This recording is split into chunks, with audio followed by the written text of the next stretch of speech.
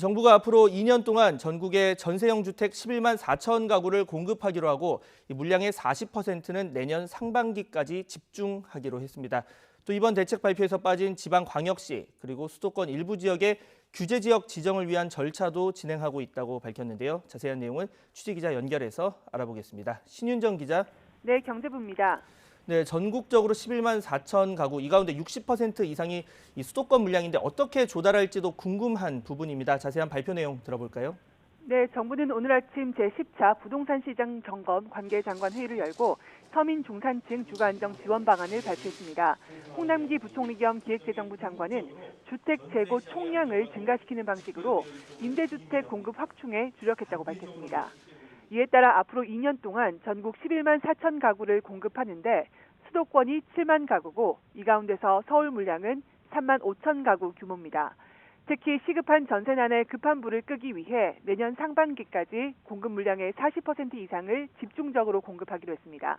가장 먼저 가장 많은 물량이 나오는 건 LH 등이 보유하고 있는 현재 석 달 이상 공실인 공공임대주택 3만 9천 가구입니다. 당장 다음 달 입주자를 모집해 내년 2월까지 입주할 수 있도록 한다는 계획이고 무주택자라면 소득, 자산 수준에 상관없이 모두 입주를 허용하기로 했습니다. 내년 하반기에는 공실인 상가와 오피스, 숙박시설 리모델링 등을 통해서 6천 가구가 최초로 공급되는데요. 정부는 숙박시설 전환은 1, 2인 가구 전세난에 기여할 것으로 본다며 숙박시설은 주로 도심에 위치해서 입지가 우수하다고 설명했습니다. 다만 공장 등 주거용으로 부적합한 건물은 매입 대상으로 검토하고 있지 않다고 덧붙였습니다. 네, 자녀가 있는 3, 4인 가구를 위한 중장기적인 대책도 함께 발표됐는데요. 어떤 내용이었습니까? 네, 정부는 오늘 발표에서 공공임대주택에 안심하고 오랫동안 살 수 있도록 하겠다며 질 좋은 평생주택을 제시했습니다. 전용 면적 60에서 85제곱미터 이하의 고품질 중형주택을 신규 도입해서 앞으로 5년 동안 6만 3천 가구를 공급하기로 한 건데요.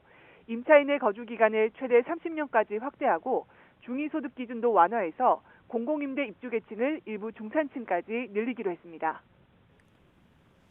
네, 이와 함께 규제 지역 추가 지정에 대한 내용도 언급됐죠. 그렇습니다. 발표가 아닌 질의응답 내용을 통해 나온 내용인데요. 국토교통부는 현재 지방광역시와 수도권 일부 지역의 규제지역 지정을 위한 절차를 진행하고 있다고 밝혔습니다.